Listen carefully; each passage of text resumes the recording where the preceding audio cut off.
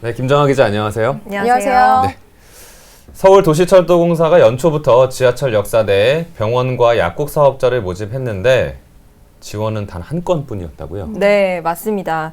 서울시의회 최판술 의원에 따르면 도시철도공사가 연초부터 지하철 역사 내에 병원과 약국 사업자를 모집을 했는데 지원은 말씀하신 대로 단 한 건뿐이었습니다. 네. 지난 1월 19일에 DMC역과 장지역 우선협상 대상자를 모집을 했는데요. 낙찰자가 나오지 않았습니다. 왜냐하면 협상에 의한 계약은 지원자가 둘 이상이어야 하기 때문인데요. 네, 맞아요. 지난달 16일에 재입찰 공고를 했는데 개찰일인 지난 2일, 그러니까 그제죠. 지원자가 한 명도 없어서 다시 유찰이 됐습니다.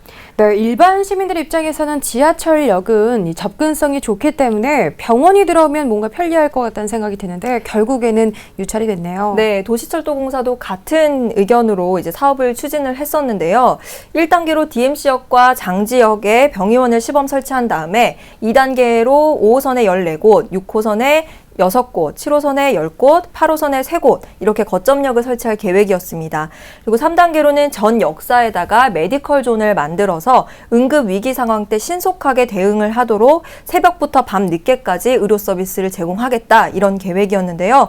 우선적으로 공사는 입찰 무산의 원인이 임대료가 너무 비싸고 계약 기간도 너무 이제 짧고 이런 걸로 보고 임대료 분할 납부와 계약 기간을 기존 5년에서 10년으로 해서 사업을 계속 추진하겠다는 방침입니다. 네. 네, 병 의원들이 임대 조건이 맞지 않아서 입찰에 참여하지 않았다. 도시철도공사는 이렇게 생각하고 있는 것 같은데요.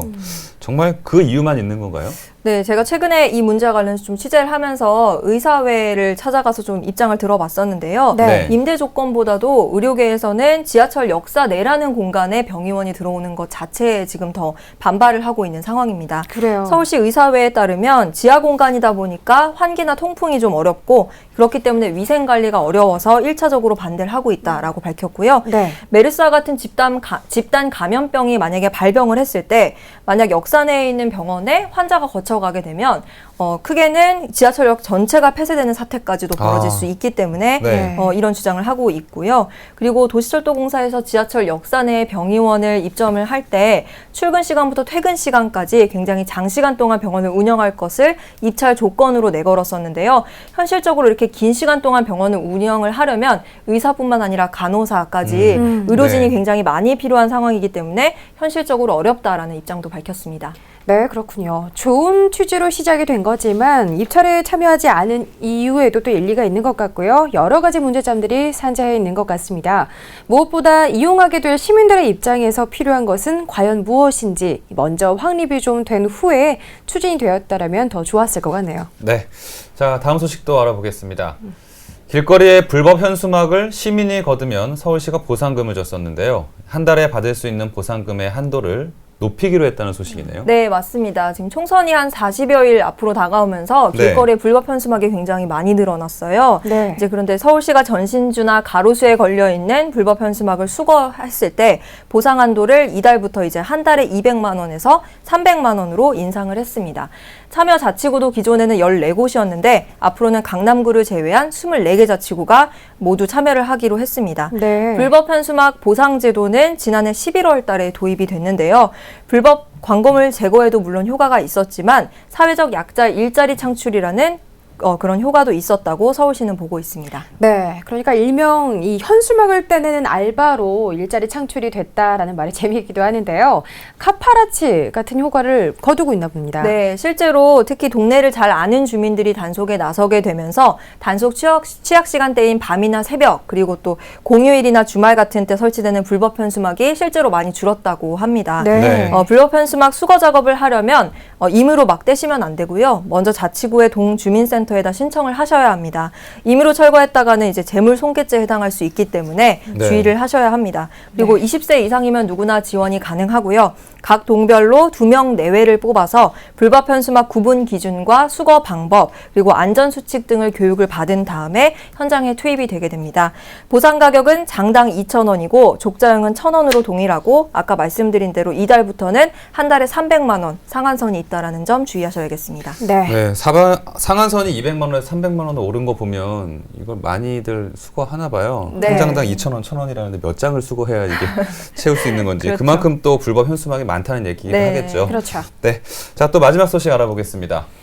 송파구가 아파트 전기 수도요금 부과 실태를 대대적으로 조사한다고요? 네, 그렇습니다. 비단 송파구만의 문제는 아니겠지만 네. 송파구에서 공동주택의 전기요금과 수도요금 등 공공요금이 제대로 부과됐는지를 다음 달까지 조사를 하기로 했습니다.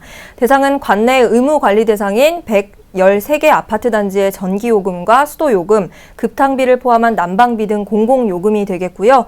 개별 가구와 공동사용요금이 함께 발생하고 금액이 비교적 고액인 것들이 이에 해당이 됩니다.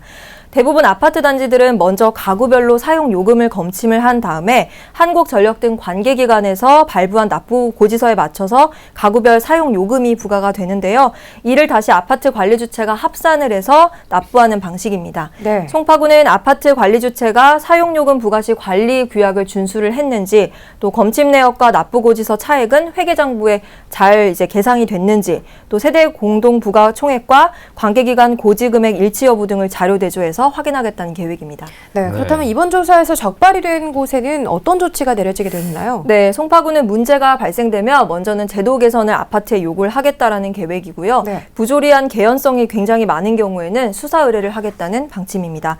지난해에도 송파구에서는 장기수선 계획과 장기수선 충당금 전수조사를 해서 시정 조치를 했던 적이 있습니다. 네. 네, 제가 생각하는 것보다 아파트 관리비를 둘러싼 비리가 꽤 많은 것 같습니다. 네, 그런 것 같아요. 예, 그런 가운데 참 반가운 소식인 것 같네요. 네.